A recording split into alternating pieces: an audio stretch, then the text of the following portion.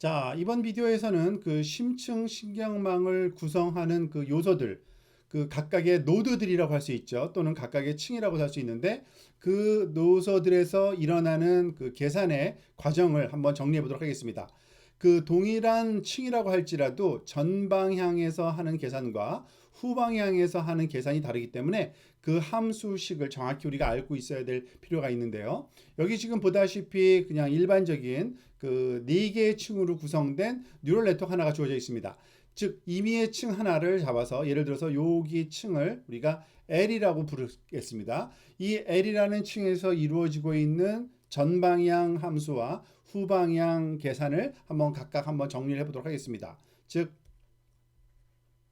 레이어 L에 그럼 이 레이어 L에서의 계산이 이루어지기 위해서는 이 L번 층과 연관되어 있는 파라미터 두 개가 있어야죠.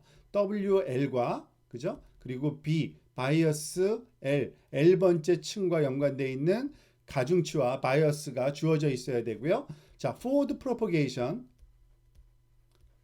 를 먼저 한번 생각해 보겠는데 이 forward propagation은 왼쪽에서 오른쪽 방향으로 진행되는 계산인데 이 왼쪽에서 입력값이 있어야 되죠. 그래서 인풋이 뭐가 될까요? 이 forward propagation에서의 인풋은 A의 L-1 즉 이전 층의 액티베이션 값 바로 이전 층이죠. L-1에 해당되는 층에 있는 액티베이션 값이 입력이 되고요. 그리고 출력 값은 뭐가 될까요? 당연히 그 주어진 층에서의 액티베이션 값 A의 L 이런 식으로 기호로 표시할 수 있을 겁니다.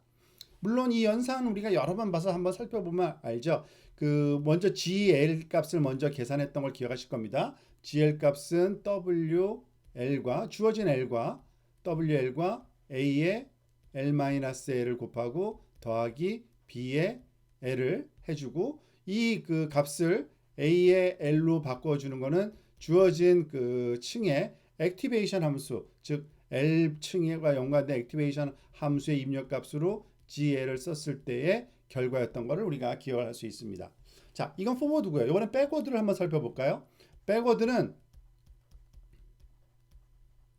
우리가 알다시피 백워드 컴퓨테이션은 이제 오른쪽에서 왼쪽 방향으로 진행할 때 이루어지는 계산인데 여기서의 입력값은 그러니까 좀 다른 거죠. 여기서의 인풋 값은 그 D, A, L이 들어오고요. 즉 그 소위 D 그러니까 데리버티브죠. 그 로스 펑크션의 A에 관한 데리버티브 값을 우리가 입력 값으로 갖고요. 아웃풋은 D, A의 L-1 그 왼쪽으로 이동하니까 L-1번째 층의 그 그레디언트 또는 데리버티브 값을 구한다고 보시면 됩니다. 사실 여기서 우리가 필요로 하는 몇 가지 값이 있긴 합니다. 즉 그 캐시된 미리 그 메모리에 저장되어 있는 그 G 값이 우리가 사용되어야 되고요. 주어진 층 L에서 층에 주어진 그 G 값, 그 액티베이션 함수 값으로 들어가기 직전의 값이죠. 그 값을 이전에서 계산했던 거를 메모리 상에 저장해 놨다가 캐시해 놨다가 사용이 되고요. 이 DAL-1을 가지고서 뭘 합니까? 우리가 결국에는 그 DWL과 그 출력 값으로 그리고 DB L 값이 계산돼서 나오는 겁니다. 즉 파라메타의 그 방향으로의 데리버티브 값을 구하게 되는 거죠. 요걸 좀 그 소위 블록 다이어그램으로 다시 한번 정리를 해보면 이렇습니다. 즉 레이어를 이렇게 박스로 한번 가정해서 한번 생각해 볼게요. 레이어 안이 요 박스고요. 예를 들어서 얘가 레이어 L이라고 부르는 건데요. 이 안에는 당연히 그 해당하는 그 파라메타 WL과 BL이 주어져 있어야 되고요. 여기에 들어가는 입력 값은 그 forward propagation이죠. A에 당연히 L-1 이전 층 L-1 층의 액티베이션 값이 들어가서 나오기는 요 층에서의 액티베이션 값 A의 L 이런 식으로 우리가 표현할 수 있고요. 이때 계산 과정에서 여기가 우리 G 값이 사용되는데 그 이 G 값을 캐시를 해야 되죠. 그 잠시 저장해 놓고 요 GL 값을 나중에 활용되도록 우리가 하는 겁니다. 자, 그런 다음에 백프로포게이션은 동일한 그 노드 또는 그 레이어에 대해서 이제 계산을 다시 거꾸로 돌아오면서 다시 한번 하게 되는데, 이때 사용되는 입력값은 DA의 L-1 이전 액티베이션 그 소위 데리버티브가 계산 죄송합니다. DAL이죠. 여기서 DAL이 계산 들어오고, 이것이 나갈 때 요 출력될 때 DAL-1이 그죠? -1이 계산돼서 나간다고 보시면 됩니다.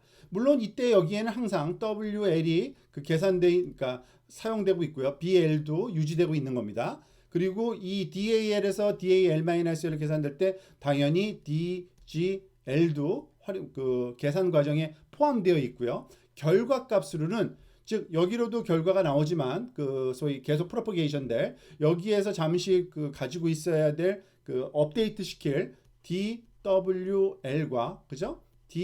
DBL이 이 안에서 계산돼서 산출되고 그걸 가지고 업데이트를 시킨다고 보시면 됩니다. 즉 기본적으로 요 두 가지 블럭, 그 forward propagation과 이 backward propagation의 요 블럭만 가지고서 우리가 계속 연산을 수행하면 전체적인 그 소위 네트워크의 그 계산의 흐름은 다음과 같다고 또 우리가 볼 수 있겠네요. 자, 전 과정을 한번 그 정리를 한번 해보도록 하겠습니다. 즉 입력값이 제일 먼저 x 값이 들어가는 거죠. 이 네트워크의 x 값. x는 사실 다시 말하면은 그 다른 표현 방법을 쓰면 a의 0번째 층의 액티베이션 값이라고도 표현할 수가 있습니다.